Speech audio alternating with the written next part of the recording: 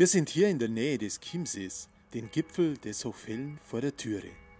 Die beiden Brüder Peter und Manuel haben sich hier ein ansehnliches Doppelhaus erbaut, mit je einem Brunnerkamin. Jetzt brennt er.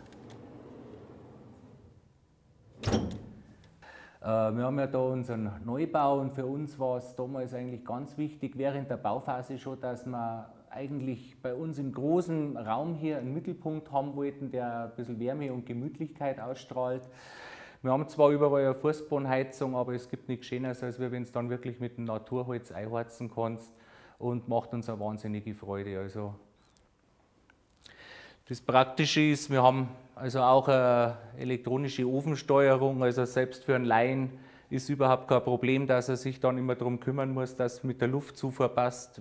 Du heizt das ein, es ist sofort die Hitze da und du kannst dich einfach absolut gleich entspannen. Also muss ich ganz ehrlich sagen, kann man jedem nur empfehlen.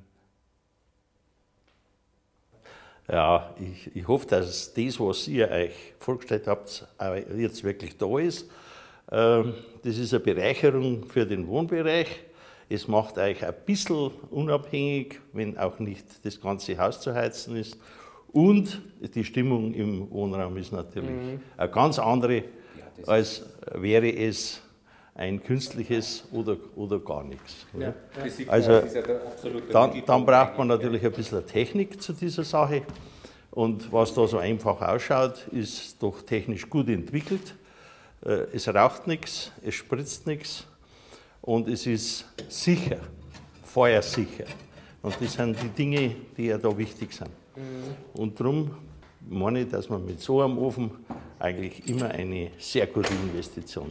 Aber so gesehen hat sich doch die Fahrt nach Eckenfelden rentiert, weil wenn man sich das unten anschaut, dann hat man die richtige Vorstellung, was man kriegt und was man machen kann.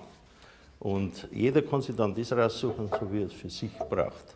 Das ist richtig, genau, hat sich absolut ausgezahlt gemacht. Haben wir ja vom Großvater her schon. So gesehen, sind wir vorbelastet so von der gesehen Firma. ein Wohlsein. Prost. Bei mir daheim stehen 2 Brunneröfen, aber Grundöfen und natürlich in anderer Machart, Kachelöfen, klassische Kachelöfen, aber die erfüllen ihren Zweck ganz genauso.